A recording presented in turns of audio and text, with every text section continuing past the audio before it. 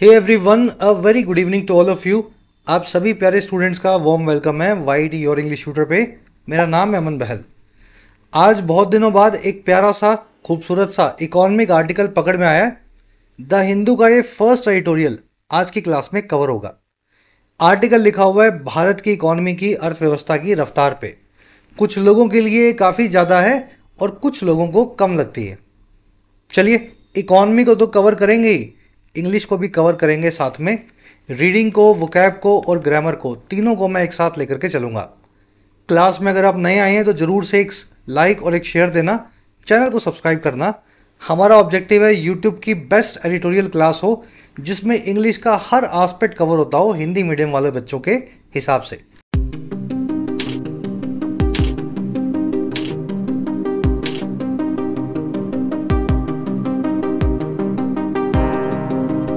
कह रहा है जी ग्रोइंग पेन्स।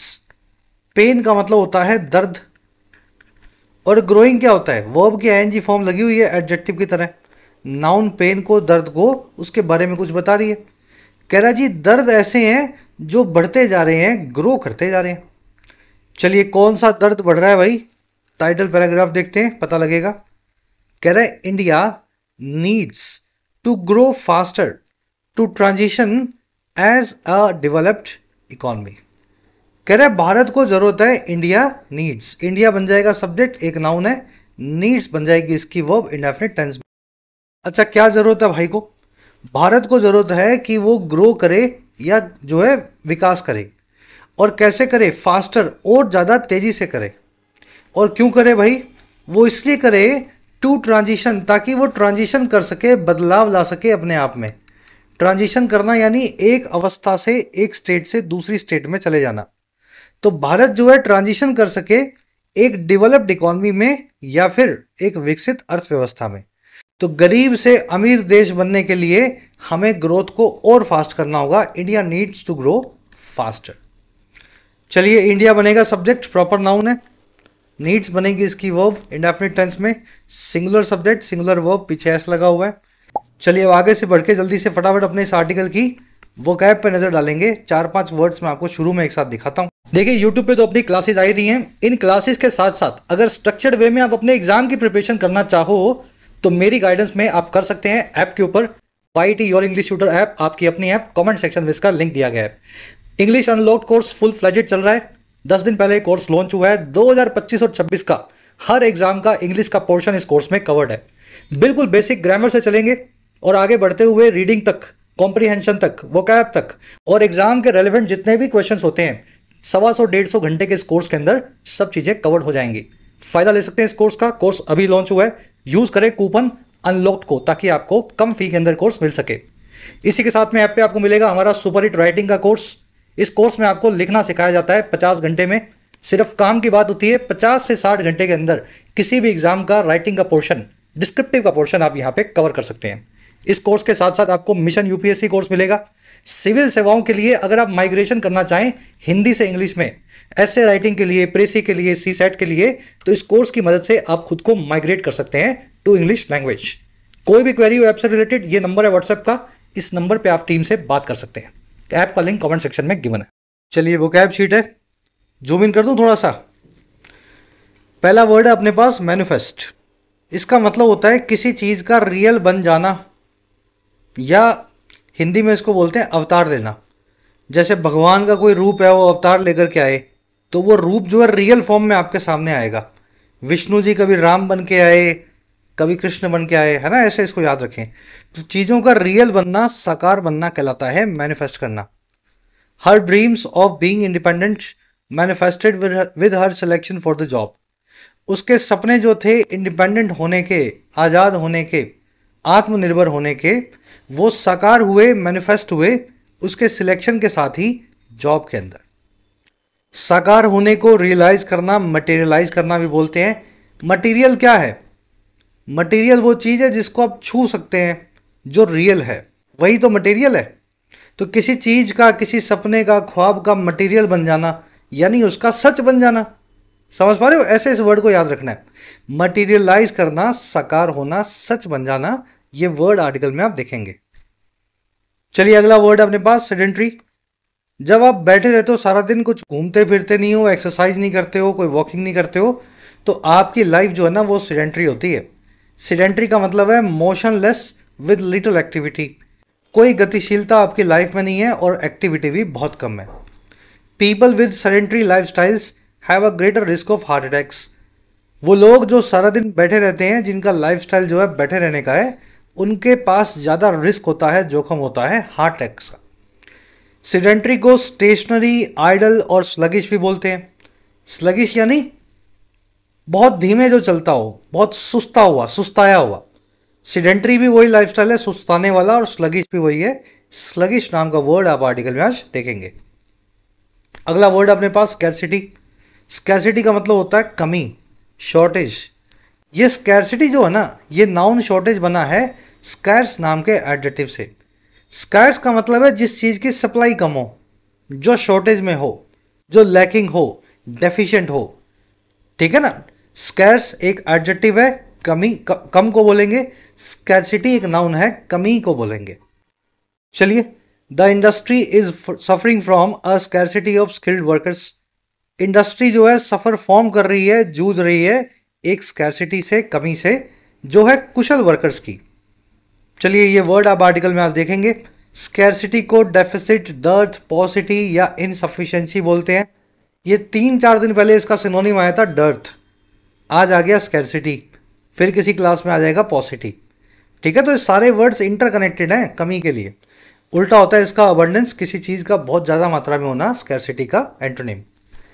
चलिए, सेकंड लास्ट वर्ड है कैलिब्रेशन। अगर आपने पुराना कभी रेडियो यूज़ किया हो तो उसमें क्या करते थे, आप उसको ट्यून करते थे।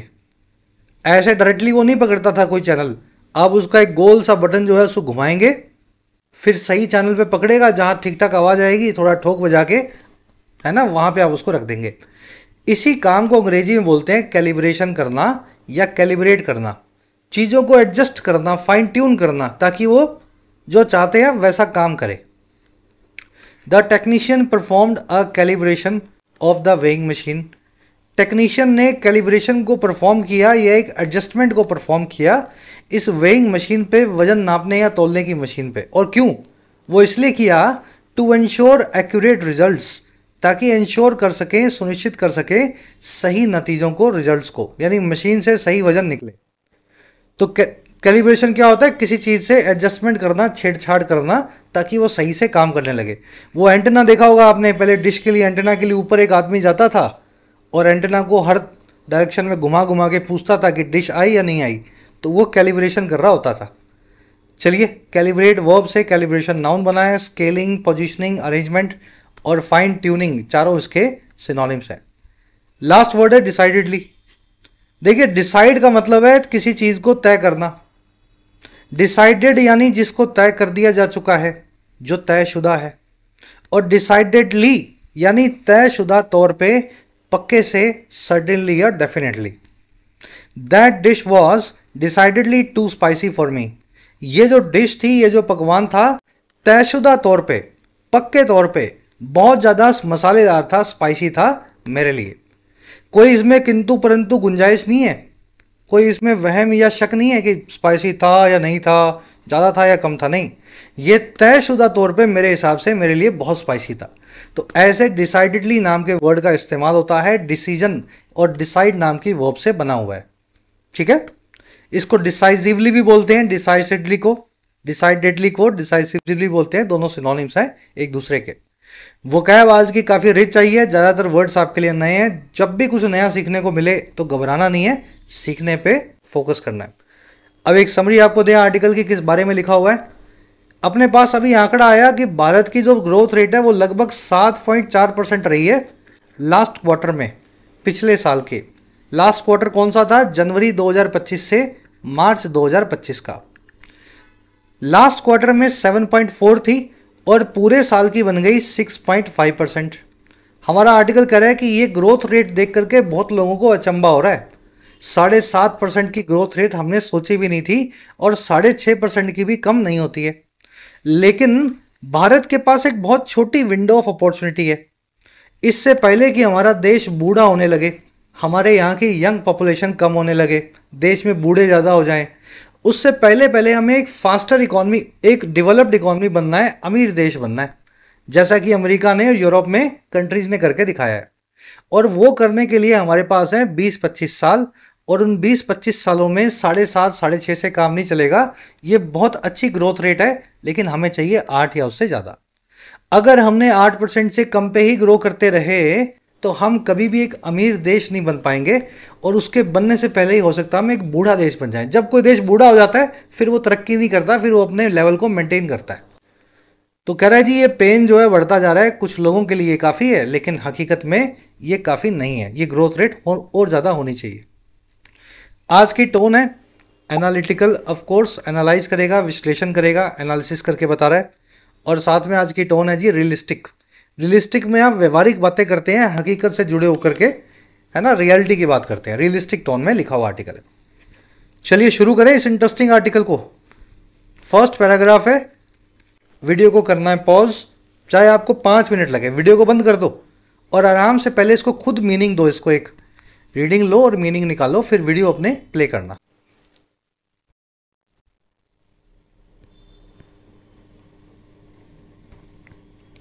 कह रहा है जी the data on India's economic performance in 24-25 released on Friday have something for anybody. कह रहा है जो डेटा आए हैं, और किस चीज़ पे ऑन लगा के बता रहा है, भारत की इकोनॉमिक परफॉर्मेंस पे, यहाँ हमारी आर्थिक जो परफॉर्मेंस हमने की है 2024-25 में उस पे। और कह रहा है ये वही डेटा है जो रिलीज़ किया गया था। डेटा ने रिलीज़ नहीं किया किसी चीज़ को, डेटा को रिलीज़ किया गया था फ्राइडे को। कह रहे ये सारे डेटा जो है ना, ये इनके पास है कुछ ना कुछ या समथिंग हर एक के लिए, फॉर एवरीबडी।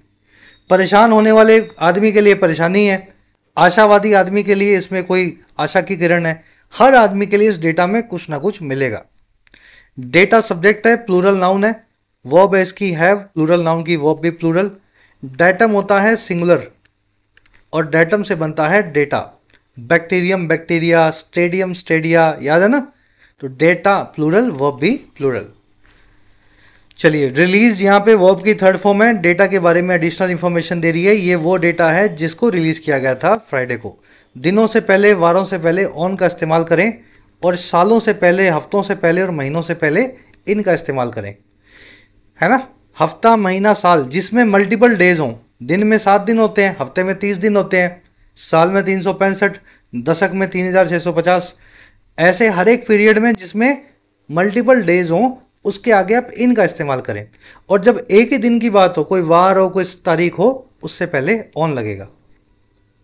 कह रहा है जी those with an optimistic outlook can rejoice at the seemingly robust growth in the fourth quarter. अब कह रहे वो लोग, दोज जो रखते हैं एक ऑप्टिमिस्टिक आउटलुक को। आउटलुक होता है जी आपका नज़रिया देखने का चीज़ों को, ऑप्टिमिस्टिक यानी आशावादी, जिसमें होप हो। कह रहा है ऐसे लोग जो होपफुल हैं, बहुत आशावादी हैं, वो रिजॉइस कर सकते हैं, सेलिब्रेट कर सकते हैं, जश्न मना सकते हैं। और किस चीज़ पे? इस दिखाई देने वाली तौर पे या सीमिंगली मजबूत ग्रोथ रेट पे जो आई थी आखिरी क्वार्टर में, जनवरी से जो है मार्च तक के 2025 के क्वार्टर में। कह रहा है जी pessimist can despair over the 4-year low annual growth figure. और जो निराशावादी हैं, जो पैसिमिस्ट हैं, वो डिस्पेयर कर सकते हैं या निराशा दिखा सकते हैं। डिस्पेयर करना, किसी चीज़ में होप को खो देना, तो वो अपनी आशा को खो सकते हैं। और किस चीज़ के ऊपर? 4 सालों की सबसे कम पूरे साल की ग्रोथ फिगर पे 6.5% की जो आई है। तो लास्ट में हमने तेज़ी मारी 4.5-7% की तेज़ी लास्ट क्वार्टर में, देख के बहुत अच्छा भी लगा। लेकिन पूरे साल की एवरेज फिर भी 6.5 ही आई, क्योंकि 3 क्वार्टर और भी थे, जो देख के लगता है कि ये 4 सालों में सबसे कम है कोरोना के बाद, और इससे हमारी आशाएं कम होती हैं। चलिए those with optimistic outlook, those की वर्ब है कैन रिजॉइस। रिजॉइस करना यानी जॉय को मनाना, जश्न मनाना, मजा लेना। रोबस्ट यानी मजबूत। सीमिंगली यानी जो सीम होता हो, दिखाई देने वाले तौर पे। सीम यानी दिखना, सीमिंग यानी दिखने वाला, सीमिंगली यानी दिखाई देने वाले तौर पे। चलिए पैसिमिस्ट यानी निराशावादी, वर्ब है इनकी कैन डिस्पेयर। डिस्पेयर एक नाउन भी है, एक वर्ब भी है। डिस्पेयर का मतलब होता है घोर निराशा या फिर होप को छोड़ देना, आशा को आशा की सारी जो है ख्याल छोड़ देना, डिस्पेयर करना। बढ़े आगे, चलो नेक्स्ट पैराग्राफ पे आ जाओ। इकोनॉमिक कॉन्सेप्ट हैं सारे, कुछ समझ में नहीं आएगा तो वहाँ डिटेल में आपको समझाऊंगा। रीडिंग दे लो इसको फटाफट से। कह रहा the realist assessment however is that there is cause for some restrained celebration and more than a healthy dose of disappointment. कह रहा है कि अगर रियलिस्ट की असेसमेंट की बात करें, ऑप्टिमिस्ट यानी बहुत आशावादी, पैसिमिस्ट यानी बहुत निराशावादी। रियलिस्ट कौन होता है? जो ना आशावादी है, जो ना निराशावादी है, जो हकीकत को पढ़ने की, रियलिटी को समझने की कोशिश करे। कह रहा है जी एक ज़मीन से जुड़े हुए आदमी की अगर असेसमेंट देखें, उसका जायज़ा देखें, हाउएवर, तो वो ये होगा इज़ दैट कि एक कॉज फॉर रिस्ट्रेंड सेलिब्रेशन है। हमारे पास एक कारण जरूर है लगाम लगा करके सेलिब्रेट करने का, नपा तुला सा सेलिब्रेट करने का। और आगे क्या है हमारे पास? More than a healthy dose of disappointment. हमारे पास निराशा की एक हेल्दी जो डोज है, उससे थोड़ा सा ज़्यादा ही डिसअपॉइंटमेंट का भी कारण हमारे पास है। तो रियलिस्ट यही कहेगा कि चौथे क्वार्टर में बहुत अच्छा हुआ, थोड़ा सेलिब्रेट कर लो, लेकिन ओवरऑल बहुत अच्छा नहीं हो रहा, थोड़ा सा डिसअपॉइंटमेंट भी जरूरी है। असेसमेंट जायजा, वर्ब है इसकी इज, कॉज की वर्ब है इज, देयर से क्लोज शुरू हुआ है इसलिए वर्ब को सब्जेक्ट से पहले रखा हुआ है। कॉज इज लगा होता तो वर्ब इज नहीं, यहाँ पे आर लगानी पड़ती। ठीक है, तो वर्ब को सब्जेक्ट के हिसाब से देखना देयर के बाद में। रिस्ट्रेंड मतलब नपातुला, जिस पे लगाम लगी हो, बहुत ज़्यादा सेलिब्रेट नहीं करना है, हल्का फुल्का कर सकते हैं। कह रहा the quarter fourth growth of 7.4% was considerably higher than what was expected for the quarter. कह रहा है जो क्वार्टर 4 की ग्रोथ है 7.4% की, वो बहुत ज़्यादा हायर थी, कंसीडरेबली हायर थी। कंसीडरेबली मतलब जिस चीज़ को आपको कंसीडर करना ही पड़े, जो नज़रअंदाज ना की जा सके, बहुत बड़ी हो आकार में, तो ये कंसीडरेबल तौर पे बहुत ज़्यादा थी, 7.5% की ग्रोथ। और किसके मुकाबले? उस चीज़ के मुकाबले वट जो हमने सोचा था, वॉज एक्सपेक्टेड, इस क्वार्टर के लिए। कह रहा है and fastest seen in an otherwise dismal financial year. और ये फास्टेस्ट भी थी, सबसे तेज भी थी जो देखी गई है, सीन हुई है एक डिसमल, एक निराशा भरे फाइनेंशियल ईयर में, इस साल के पूरे आर्थिक वर्ष में। अदरवाइज का मतलब होता है दूसरी तरीके से अगर देखा जाए तो। अदरवाइज मतलब अगर पूरा साल आप देखो दूसरे तरीके से तो बहुत निराशा भरा था, लेकिन उसमें लास्ट क्वार्टर बड़ा आशा भरा निकला। चलिए, क्वार्टर 4 की ग्रोथ है वॉज कंसीडरेबली हायर, मतलब बहुत ज़्यादा हायर। ठीक है ना, देन लगा के आपने बताया किस चीज़ से ज़्यादा थी, वट की वर्ब है was expected. Fastest, slowest, best, ये सारी कंपैरेटिव सुपरलेटिव डिग्रीज हैं, अपने पहले द का इस्तेमाल लेती हैं। डिसमल का मतलब है निराशा से भरा हुआ। कह रहा the main drivers were the construction sector returning to double digit growth and the agriculture sector posting a strong showing. कह रहे जो सबसे बड़े ड्राइवर्स थे इस ग्रोथ रेट के 7.4% के, वो दो ये वाले सेक्टर थे। पहला था कंस्ट्रक्शन सेक्टर, यानी कि बिल्डिंग बनाने वाला सेक्टर, जिसमें लोग बिल्डर वगैरह जो हैं नई बिल्डिंगें खड़ी कर देते हैं। कह रहा जी और इस सेक्टर का रिटर्न करने का काम था या लौटने का काम था डबल डिजिट ग्रोथ तक। डबल डिजिट मतलब 10% या उससे ज़्यादा। 10 से नीचे रहोगे तो सिंगल डिजिट में रहोगे, 1 से 9 में सिंगल डिजिट होता है। डबल डिजिट मतलब 10 या उससे ज़्यादा, या 19 तक मान लो, 19 क्यों 99 तक की डबल डिजिट है। तो ये जो है ना सेक्टर, ये फिर से डबल डिजिट ग्रोथ में आ गया, 10-11% ग्रोथ करने लगा। और दूसरा था एग्रीकल्चर सेक्टर या खेती का सेक्टर, उसका पोस्ट करने का काम या दिखाने का काम एक मजबूत या स्ट्रॉन्ग शोइंग को, परफॉर्मेंस को। शोइंग क्या होती है? परफॉर्मेंस। तो ये दोनों मेन ड्राइवर्स थे ग्रोथ के। कह रहा है जी these are also 2 major employment drivers. और कह रहा है यही दोनों जो हैं मेजर या बड़े नौकरी देने वाले ड्राइवर्स हैं हमारी अर्थव्यवस्था में। ज़्यादातर लोग आपको या तो मजदूर मिलेंगे शहरों में काम करते हुए, या खेतों में काम करते हुए मिलेंगे। तो यहीं से एम्प्लॉयमेंट भी आती है, दोनों सेक्टर से। चलिए, दीज की वर्ब है are. Services to continued their steady and strong growth. Service sector को अगर देखें, वो भी जारी रखा या कंटिन्यू किया अपने स्टडी और इकोनॉमिक ग्रोथ को। स्टडी यानी लगातार, स्ट्रॉन्ग यानी मजबूत। तो ऐसी ग्रोथ दिखा रहा है सर्विस सेक्टर जो मजबूत है और लगातार हो रही है। चलिए, सब्जेक्ट वो पकड़ते रहना ग्रीन पिंक में, बाकी सब तो आंकड़े ही हैं। आंकड़ों को पढ़ना आपको आना चाहिए, सिखा रहे हैं आपको। आ जाओ नेक्स्ट पैराग्राफ पे।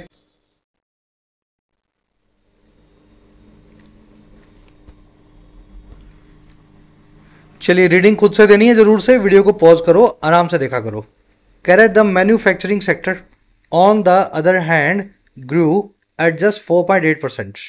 कह रहे जबकि हमारा अगर मैन्युफैक्चरिंग सेक्टर देखें, मैन्युफैक्चरिंग सेक्टर यानी जो फैक्ट्रीज वगैरह हैं, सामान बना रही हैं, कह रहे अगर इसको देखें दूसरी तरफ ऑन द अदर हैंड, तो ये ग्रो किया, ग्रू हुआ, वर्ब सेकंड फॉर्म लगी हुई है, सिर्फ 4.8% पे।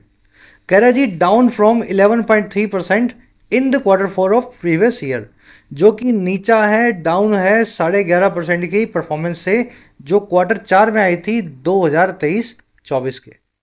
तो एक साल पहले से अगर चौथे क्वार्टर से कंपेयर करें तब आई थी 11.3, इस बार आई है 4.8। चलिए मैन्युफैक्चरिंग सेक्टर की वर्ब है ग्रू, वर्ब की सेकंड फॉर्म लगी हुई है।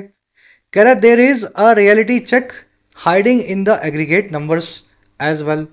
कह रहा जी एक रियलिटी चेक या सच्चाई की चमक जो है वो भी हाइड कर रही है या छुपी हुई है इन पूरे मिले जुले आंकड़ों में साथ ही। रियलिटी चेक क्या होता है? एक ऐसा चेक, एक ऐसा आई ओपनर जो आपकी आंखें खोल दे और आपके लिए एक वेकअप कॉल का काम करे, हकीकत आपको बताए। तो इन आंकड़ों को अगर खोल के देखोगे, इन एग्रीगेट नंबर्स को, तो एक रियलिटी चेक आपको हकीकत वाला जरूर दिखेगा। चलिए रियलिटी चेक की वर्ब है इज, देयर से क्लोज शुरू हुआ है, इसलिए वर्ब सब्जेक्ट के हिसाब से उससे पहले लिखी गई है। अब वो क्या है? कह रहा है the GDP growth rate of 7.4% was achieved in large part due to 12.7% growth in net taxes। कह रहा है जो ग्रोथ रेट है ना जीडीपी की, इतने परसेंट, ये अचीव हुई थी मोटे तौर पे लार्ज पार्ट। और क्यों हुई थी? 12.5% की ग्रोथ की वजह से जो आई है हमारे टैक्सेस में। तो टैक्स भी जीडीपी का पार्ट है, टैक्स बहुत तेज़ी से बढ़े, सरकार ने ज़्यादा टैक्स कमाया क्योंकि लोगों का ईयर एंड था, हर आदमी सोचता अपना टैक्स भर दो, अगले साल पेनल्टियाँ लगेंगी, तो टैक्स इसलिए ज़्यादा इकट्ठा हुआ और इसलिए ये ग्रोथ रेट भी हमें 7.4% दिख रही है। चलिए रेट की वर्ब है वॉज अचीव्ड, पैसिव वॉइस में वॉज प्लस में V3। कह रहा है this bump in tax collection provided a statistical boost without which growth in actual economic activity would have come in at around 6.8%। कह रहा है जी ये जो बम्प आया था, उछाल आया था, जो हमने आपको बताया टैक्स की कलेक्शन में आया था, साल खत्म हो रहा है ना, हर आदमी सोचता है मार्च से पहले अपना टैक्स भरो, नक्की करो। कह रहा है ये जो बम्प आया टैक्स कलेक्शन में, इसने प्रोवाइड किया या दिया एक आंकड़ों के तौर पे बूस्ट को। सच में बूस्ट नहीं मिला, कागजों में आंकड़ों पे हमें एक बूस्ट मिलता हुआ दिखा, और ये हुआ, कह रहा है जिसके बिना, विदाउट विच, जो ग्रोथ है, जो बढ़त है सच में होने वाली इकोनॉमिक एक्टिविटी में, हमारे देश में, व्यापार में, वो आती या वुड हैव कम होती, और कितने पे आती? 6.8%। तो टैक्स बढ़ने की वजह से ग्रोथ हमारी इतनी दिखी कागजों में, एक्चुअल में वो इतनी ही थी अगर टैक्स को माइनस कर दें। चलिए बम्प की वर्ब है प्रोवाइडेड, ग्रोथ की वर्ब है would have come, would have V3 बताती है ऐसा होता। कह रहे this much hyped Mahakumbh effect on consumption expenditure also does not seem to have materialised. कह रहे जी जो बहुत ज़्यादा हाइप किया गया महाकुंभ का इफेक्ट था। हाइप करना यानी जोर शोर से किसी चीज़ को बताना, मशहूरी करना, बढ़ा चढ़ा के बताना। कह रहा जी जो बढ़ा चढ़ा के और चीख पुकार करके जोरों शोरों से कुंभ के मेले का एक इफेक्ट जो बताया गया था कंजम्पशन एक्सपेंडिचर पे, हमारे देश में होने वाले कंजम्पशन के खर्चे पे, वो भी दिखाई नहीं देता कि मटेरियलाइज हुआ या वो साकार हुआ। अगर ऐसा हुआ होता तो हमारी ग्रोथ 6.8% ना होती, बहुत ज़्यादा होती। कुंभ तो पता नहीं कितने सालों में एक बार आया था ये वाला, सरकार कह रही थी कि इस कुंभ से इतनी एक्टिविटी हुई है, इकोनॉमिक एक्टिविटी। सच में अगर वो हुई होती साकार रूप में, तो हमारी ग्रोथ रेट भी क्वार्टर में ज़्यादा होनी चाहिए थी।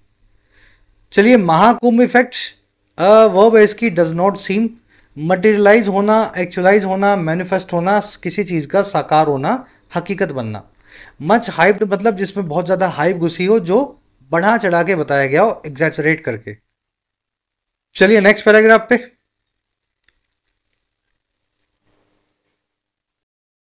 रीडिंग जरूर से देते रहना। करेक्ट ग्रोथ इन फाइनल या private final consumption expenditure in Q4 the Kumbh quarter came in at 6%। कह रहा अगर ग्रोथ को देखें प्राइवेट कंजम्पशन में, प्राइवेट मतलब आप और मैं जो करते हैं अपनी जेबों से, कह रहा है उसमें अगर देखें Q4 में कुंभ का जो मेले वाला जो क्वार्टर था वो सिर्फ 6% ही हुई है। कह रहा है द स्लोएस्ट इन 5 क्वार्टर्स, जो सबसे कम है, स्लोएस्ट है पिछले 5 क्वार्टर्स में, पिछले सवा साल में। चलिए ग्रोथ की वो है came. Capital formation however grew a robust 9.4% as the government finally sped up its sluggish capital investments।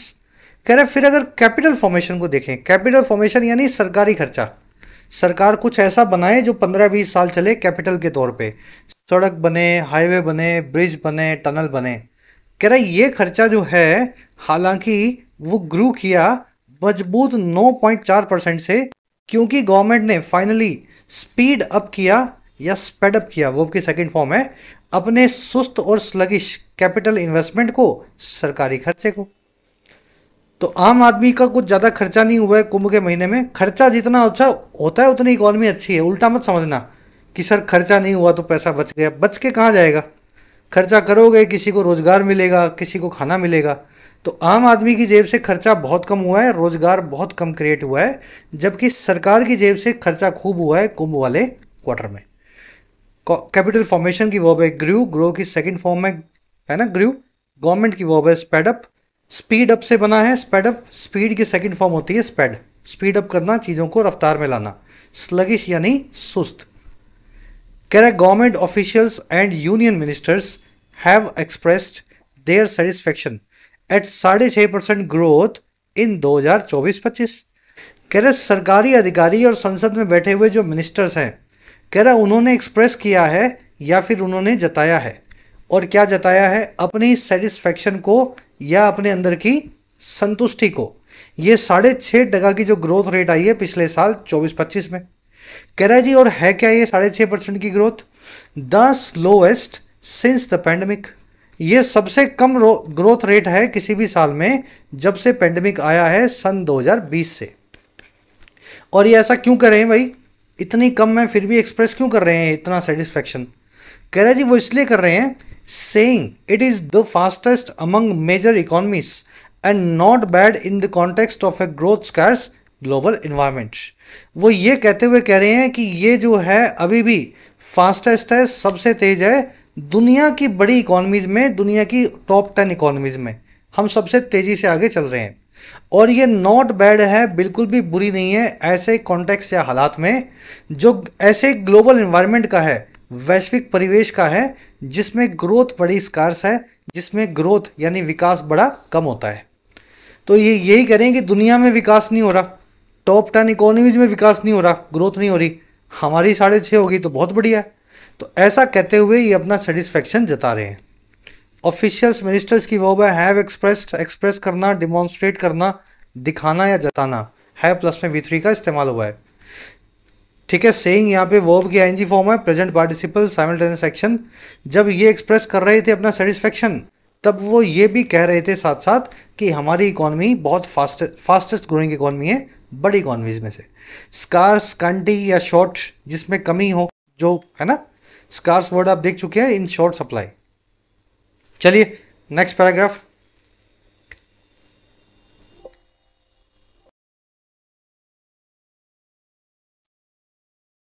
आराम से रीडिंग ले लो इसको। कह रहा है जी all of this is true, ये सभी बातें बिल्कुल सच है जो इन्होंने कही हैं।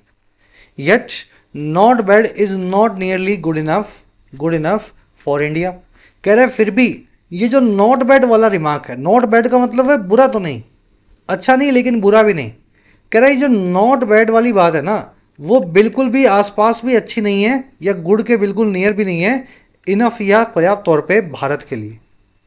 ये नॉट बैड जो है उसके आसपास भी नहीं है भारत इस ग्रोथ रेट के साथ। नॉट बैड की वर्ब है इज, गुड इनफ आप समझते हैं। इनफ एक एडवर्ब है इस केस में जो गुड नाम के एडजेक्टिव के लिए आई है। जब भी एडवर्ब इनफ का इस्तेमाल होगा तो एडजेक्टिव के बाद होगा। अगर इनफ एक नाउन के लिए आया हो एडजेक्टिव बन के, तो इनफ नाउन से पहले होगा। करवा चुके हैं कॉन्सेप्ट कई बार, आज मैं पूरा लिख के नहीं लाया हूँ। नाउन के पहले इनफ आता है और एडजेक्टिव के बाद में इनफ आता है। ये गुड एडजेक्टिव है इसलिए इनफ को बाद में लिखा गया। अच्छा, हमारे लिए गुड इनफ क्यों नहीं है? कह रहा the race is not with the rest of the world but it is an effort to keep pace with the countries growing requirements. कह रहा है हमारी रेस है ही नहीं बाकी बची दुनिया के साथ। The race is not with the rest of the world, बल्कि वो एक रेस है हमारी, जो वो एक एफर्ट है, कोशिश है कि हम कीप पेस विद करें या फिर रफ्तार को बना के रखें। और किस चीज़ के साथ? विद लगा के बता रहा है, कीप पेस करना है हमें भारत देश की बढ़ती हुई रिक्वायरमेंट्स के साथ, देश की ज़रूरतों के साथ। तो इस रेस में शामिल है हम, सबको नौकरी मिले, खाना मिले, चैन की गरिमापूर्ण जीवन मिले, ये रेस में हम ना। हम इस रेस में नहीं है कि हम किस इकॉनमी से आगे निकल गए, किसके पीछे रह गए। रेस की वर्ब है इज, दूसरी वर्ब है बट के बाद इज। कीप पेस विद करना, किसी के साथ पेस या रफ्तार को बनाए रखना। कह रहा है the Modi government which with its sights on the Viksit Bharat by 2047 must be held to a higher standard in line with its aspirations. कह रहा है मोदी सरकार जो है सेंटर में बैठी है, और कौन सी सरकार है भाई? जो इस चीज़ के साथ है, अपनी नज़र के साथ या साइट्स के साथ। और साइट किस पे है? साइट सेट है इसकी विकसित भारत पे 2047 तक। कह रहा है ऐसी नज़र रखने वाली या ऐसी साइट दिखाने वाली, नज़ारा दिखाने वाली जो मोदी गवर्नमेंट है ना, उसको होल्ड करना ही चाहिए, must be held passive voice में। और कहाँ पे? एक हायर स्टैंडर्ड पे, एक ऊंचे पैमाने पे। और किस हिसाब से? इन लाइन विद, या हिसाब से इसकी एस्पिरेशंस के, इसके ख्वाबों के या महत्वाकांक्षाओं के। तो मोदी गवर्नमेंट के ख्वाब, एस्पिरेशंस, रिटोरिक जो है बहुत हाई स्टैंडर्ड का है। 2047 तक विकसित भारत बनेगा, तो इसी हिसाब से इस गवर्नमेंट के एफर्ट को आप तोलें, हायर स्टैंडर्ड पे आपको तोलना है। गवर्नमेंट की वर्ब है must be held. Higher standard आप समझ गए, ऊंचा पैमाना। साइट का मतलब होता है निगाह या नज़र। एस्पिरेशन है आपकी महत्वाकांक्षाएं, बड़े बड़े सपने, हाई फाई जो आपने सोच रखे हैं, देख रखे हैं। कह रहा है जी if as the economic survey points out, Viksit Bharat by 2047 requires sustained economic growth of close to 8% every year for at least a decade। कह रहा है जी, लंबा सेंटेंस है, कह रहा है अगर, जैसा कि इकोनॉमिक सर्वे जो भारत का है वो पॉइंट आउट भी करता है, कह रहा है अगर इसके कहने के हिसाब से, अगर विकसित भारत जो है ना, उसको जरूरत है, रिक्वायर करता है वो सस्टेन्ड या लगातार बना हुआ इकोनॉमिक ग्रोथ, आर्थिक रफ्तार जो है 8% के आसपास की हर साल, और कम से कम एक डेकेड के लिए, 10 या उससे ज़्यादा सालों के लिए। कह रहा है अगर इस सर्वे के हिसाब से हमें 8% की ग्रोथ रेट चाहिए 2047 तक विकसित भारत के लिए, कह रहा है फिर ना, then India is decidedly moving very slow. तो उस केस में भारत जो है तयशुदा तौर पे, डिसाइडेड तौर पे बहुत धीमे आगे बढ़ रहा है। कह रहा है even if in the right direction, कह रहा है यहां तक कि अगर ये राइट डायरेक्शन में है भी, तो सही दिशा में जा भी रहा है। तो 8% की ग्रोथ रेट से हो सकता है 2047 से पहले या तक हम अपना ग्रोथ रेट, अपनी इकोनॉमी को एक डेवलप्ड इकोनॉमी में तब्दील कर दें। लेकिन अगर 8 से कम रही, जो अब रहती आई है, जैसे इस बार आई है 6.5, तो इस केस में हम बहुत स्लो मूव कर रहे हैं। 2047 का 2050, 60, 70 पता नहीं क्या होगा, और हम चाहे सही दिशा में मूव कर रहे हैं, लेकिन रफ्तार फिर भी कम है। चलिए, इकोनॉमिक सर्वे की वर्ब है पॉइंट्स आउट, पॉइंट आउट करना, इशारा करना। विकसित भारत की वर्ब है रिक्वायर्स। एक ग्रामर कॉन्सेप्ट देख लो फटाफट से, आपको आता है मुझे पता है, लेकिन फिर भी देखना जरूरी है। कॉन्सेप्ट कहता है जी इट्स और इट्स, एक में अपोस्ट्रोफी लगा हुआ है देखो ऊपर, और एक में नहीं लगा हुआ, दोनों में क्या फ़र्क है?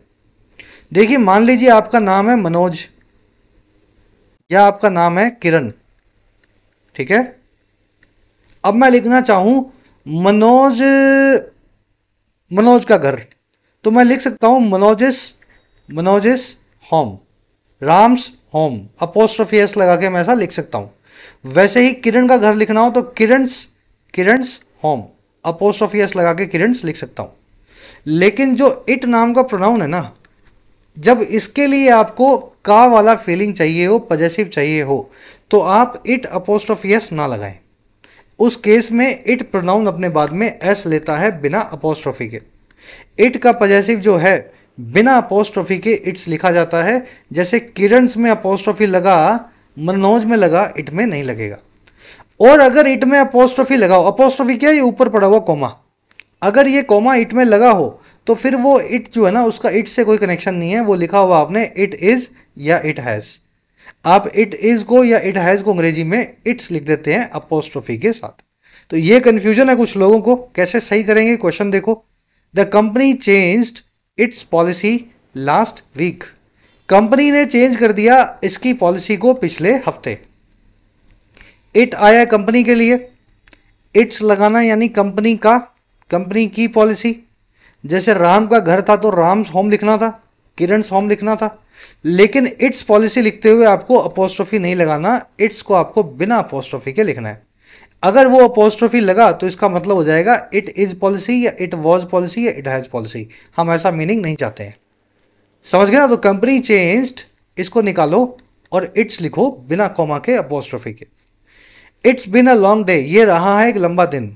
मैं ये कहना चाह रहा हूँ it has been a long day, sentence ऐसा ही बनेगा, हैज़ प्लस में बिन। और इट हैज़ को मुझे कॉन्ट्रैक्टेड फॉर्म में लिखना है तो इट से काम नहीं चलेगा, यहाँ पे एक अपोस्ट्रोफी लगेगी। इट अपोस्ट्रोफी एस यानी इट इज या इट हैज़। चलिए एक लास्ट सेंटेंस दे रहा हूँ आपको, खुद से इसको ट्राई देनी है। It's amazing the tree shade it's leaves overnight.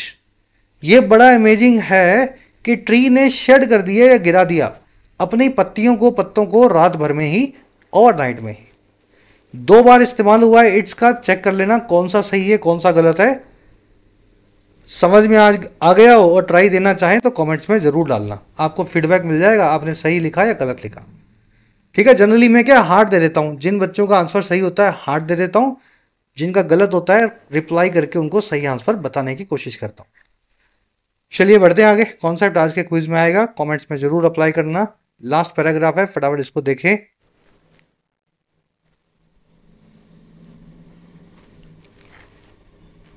कह रहा है जी, in his press conference chief economic adviser V Anantha Nageswaran said India was entering a phase of low inflation and stable growth.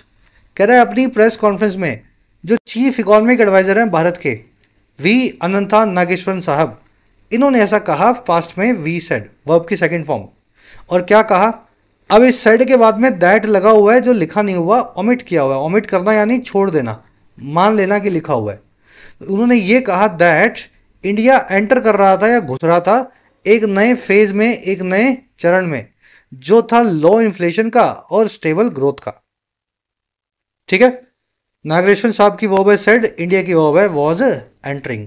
Enter पे एक कॉन्सेप्ट है, आपको करवाएंगे। इस सेंटेंस में टेक्निकली एक एरर है, जो भी आप कॉन्सेप्ट सीख लो फिर एरर भी खुद ही पकड़ लोगे आप, है ना। कह रहा है stability can be good since it implies lower chances of growth slowing.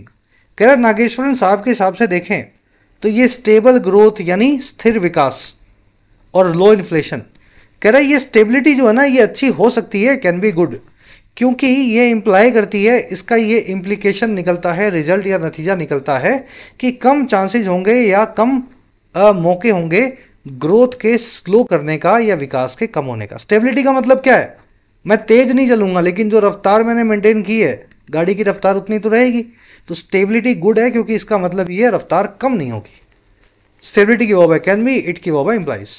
कह रहा है yet it also implies growth is unlikely to accelerate significantly इधर। कह रहा है वही बात, लेकिन येट या फिर भी ये इस चीज़ को भी इम्प्लाई करती है, इसका ये भी मतलब निकलता है कि जो ग्रोथ है या रफ्तार है विकास की, वो अनलाइकली है, ज़्यादा संभावित नहीं है कि वो एक्सेलरेट करेगी या तेज होगी बहुत ज़्यादा सिग्निफिकेंटली इधर या ही। तो 50 की स्पीड पे स्टेबल हो तो आप 50 से अचानक 90 भी नहीं जाओगे और 20 पे भी नहीं आओगे। चलिए इट की वर्ब है इम्प्लाइज, ग्रोथ की वर्ब है इज, है ना, is unlikely to accelerate. Accelerate करना, चीज़ों का स्पीड अप होना, तेजी में आना। कह रहे the government needs to consider whether this is truly a satisfactory situation for a transitioning economy. अब कह रहे लास्ट में सरकार को ज़रूरत है कि वो कंसीडर करे वेदर या हाँ या ना, ये जो चीज़ है, ये जो अवस्था है, स्टेट है, कंडीशन है, क्या वो सच में एक सेटिस्फैक्ट्री सिचुएशन है या एक, है ना, आपको सेटिस्फेक्शन या संतुष्टि देने वाली सिचुएशन है। एक ऐसी इकोनॉमी के लिए, अर्थव्यवस्था के लिए जो ट्रांजिशन कर रही है, जो गरीब से अमीर होने की कोशिश कर रही है। तो ये सरकार को कंसीडर करना होगा। गवर्नमेंट की वर्ब है needs, it needs to consider, this की वर्ब है यस। रैप अप कर रहे हैं क्लास को, एक कॉन्सेप्ट और देख लो ग्रामर का। एंटर वर्ड को कैसे यूज करना है। एंटर का मतलब होता है कहीं पे घुसना, और कहीं अगर आप घुस जाएं फिजिकली, कमरे में, घर में, दुकान में, मकान में, कहीं भी, तो एंटर के बाद कोई प्रेपोजिशन ना लगाएं। The soldiers entered the building at dawn. Soldiers ने या सिपाहियों ने एंटर किया या घुसे इस बिल्डिंग में भोर पड़ते ही, एट डॉन। डॉन का मतलब होता है सुबह सुबह, तो सुबह सुबह वो बिल्डिंग में घुसे। बिल्कुल सही सेंटेंस है। एंटर के बाद में इनटू लगाने की जरूरत नहीं है, क्योंकि सोल्जर जो कहीं पे फिजिकल मूवमेंट करके घुसे थे। लेकिन एंटर के बाद में इनटू लगेगा, कब लगेगा? जब आप किसी से किसी कॉन्ट्रैक्ट में, डील में, निगोशिएशन में, डिस्कशन में, डिबेट में, ऐसी चीज़ों में इन्वॉल्व हो रहे हो। डील करोगे, कॉन्ट्रैक्ट करोगे, बातचीत करोगे, डिस्कशन करोगे, डिबेट करोगे, यानी किसी से आप बहुत डीपली इन्वॉल्व होने की कोशिश कर रहे हो। जब आप डीपली इन्वॉल्व होते हो ऐसी चीज़ों में, तो एंटर के बाद इनटू लगता है। जैसे let us not enter a debate right now. आओ हम एक डिबेट में अभी एंटर ना करें, आओ हम बहस को शुरू ना करें। जैसे ही मैंने आपको बताया कि डिबेट, एग्रीमेंट, डिस्कशन की बात हो, डील की बात हो, तो एंटर के बाद इनटू लगा देना चाहिए। Let us not enter into a debate. तीसरा केस ये, एंटर के बाद में ऑन या अपॉन लगेगा। और कब लगेगा? जब आप किसी नए चीज़ की शुरुआत करो, किसी नए फेज या चरण की। जैसे आप बचपन से जवानी में एंटर करो, स्टूडेंट से वर्किंग लाइफ में एंटर करो, नया करियर शुरू करो, या फिर नई ड्यूटी को लो, नई जॉब को लो। जब इस तरह के काम आप कुछ नया शुरू करते हैं जीवन में, तब आप एंटर के बाद ऑन या अपॉन दोनों में से किसी का भी इस्तेमाल करते हैं। जैसे the country entered a phase of political interest. Country जो है घुस गई, एंटर कर गई एक पीरियड में, एक फेज में, एक नए चरण में, जो था राजनीतिक तौर पे बदहाली का, अनरेस्ट का। मान लीजिए बांग्लादेश की बात हो रही हो, पॉलिटिकल अनरेस्ट है वहाँ, नया फेज है, तो एंटर्ड ऑन या अपॉन आपको ऐसा लिखना चाहिए। तो ये कॉन्सेप्ट बड़ा आसान है, याद रखने का इतना ही है। अगर आप अप्लाई करो तो यहाँ लिखोगे, ये जब एंटर करेगा भारत, या एंटर कर रहा होगा एक लो फेज को, या फेज को लो इन्फ्लेशन के, तो एक नया चरण जब भारत एंटर कर रहा है, तो एंटर ऑन या अपॉन का इस्तेमाल करना बनता है। टेक्निकली जरूर बनेगा, ये आपकी गलती थी जो आपको पकड़नी थी। चलिए रैप अप करेंगे क्लास को। कॉन्सेप्ट आपने सारे सीख लिए। अब जो सीखा है इस क्विज पे अपने को अप्लाई करना है। मैंने कुछ 12 वर्ड्स आपके सामने दिए हैं, इन 12 वर्ड्स को इन 5 ब्लैंक्स में फिट करना है। आराम से फिट कर लो, फिर मैं करवा देता हूं। चलिए, पैसिमिस्ट एक नाउन है जो निराशावादी हो, ऑप्टिमिस्ट एक नाउन है जो आशावादी हो, आउटलुक यानी नजरिया या आगे का भविष्य, जो आपकी तस्वीर जो आपको आगे दिखाई दे रही है। मटेरियलाइज्ड वर्ब की थर्ड फॉर्म है, एडजेक्टिव और वर्ब दोनों बनेगा। मटेरियलाइज का मतलब होता है साकार होना। अबंडेंस एक नाउन है, अबंडेंस का मतलब होता है किसी चीज़ का बहुत मात्रा में होना। कैलिब्रेटेड वर्ब की थर्ड फॉर्म है, एडजेक्टिव भी बन सकती है, जो एकदम सधा हुआ हो, एडजस्ट और फाइन ट्यून किया हो। याद है ना वो एंटेना घुमा घुमा के आप कैलिब्रेट करते थे, कैलिब्रेटेड। रियलिटी चेक एक नाउन है, हकीकत से सामना। डिसमल एक एडजेक्टिव है, निराशा से भरा हुआ। इम्प्लाई एक वर्ब है, किसी चीज़ की तरफ इम्प्लीकेशन करना, इशारा करना या रिजल्ट देना। डिसाइडेडली एक एडवर्ब है, तयशुदा तौर पे। स्लगिश एक एडजेक्टिव है, बहुत ज़्यादा सुस्त या, है ना, धीमा। अब ये फिट कर दो सारे। चलो, वीडियो आज लंबी हो रही है। फर्स्ट कमेंट में मैं आंसर डाल रहा हूँ, सारे मीनिंग मैंने करवाए हैं, इसलिए आप खुद से ट्राई दे सको, मेरे आंसर से अपना मैच कर लेना। या मैनी के बाद में एक नाउन आएगा, यहाँ पे एक वर्ब की ज़रूरत है, इस नाउन की वर्ब चाहिए आपको। पॉजिटिव एडजेक्टिव के बाद एक नाउन आएगा, अ आर्टिकल लगा हुआ है, अगेन एक नाउन चाहिए। ठीक है, नाउन लगा हुआ है, इस नाउन से पहले एडजेक्टिव चाहिए। मोर एक एडजेक्टिव है, इसके बाद में एक नाउन चाहिए। नाउन लगा हुआ है, स्ट्रेटेजी से पहले एक और एडजेक्टिव यहाँ पे फिट होगा। तो मोटा मोटा तरीका यही होता है क्लोज टेस्ट को सॉल्व करने का। एक बार खुद से ट्राई देना। फर्स्ट कमेंट में आंसर रखे हैं, आपको वहां से मैच हो जाएंगे। चलो, इनमें से सेंट्रल मैसेज क्या है इस आर्टिकल का? इस आर्टिकल में कौन सी बात आपको समझाई गई है? मेन बात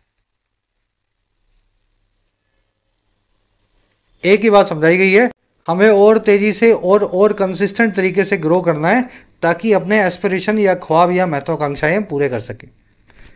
ठीक है, 6वें में आंसर बनेगा डी। इजी क्वेश्चन था। कह रहे जी ऑथर इंडिया की ग्रोथ रेट को ग्लोबल इकोनॉमी से कंपेयर करने के मामले में क्या कहता है? क्या मानना है इसका? हमें कंपेयर करना चाहिए कि नहीं करना चाहिए? नहीं करना चाहिए। हम इतने गरीब देश, जहां दो आदमी आदमी दो वक्त की रोटी का जुगाड़ करने के लिए, समझ गए ना मैं क्या कहना चाह रहा हूं, बड़े बड़े यहाँ पे अपराध हो जाते हैं ना 20-50 रुपए पे। ऐसे गरीब देश को क्या करना है किसी से कंपेयर करके खुद को, चौथी बड़ी के पांचवी बड़ी? हमारा पहला ऑब्जेक्टिव ये होना चाहिए, हर आदमी का पेट भरा हो, सबके पास रोजगार हो, मन में शांति हो। तो ये दूसरों से ग्रो करके अपने आप को मिसलीड करते हैं। हमारी डोमेस्टिक नीड्स और गोल्स पे हमें ध्यान देना है, हमें आम आदमी की जरूरतों को पहले पूरा करना है।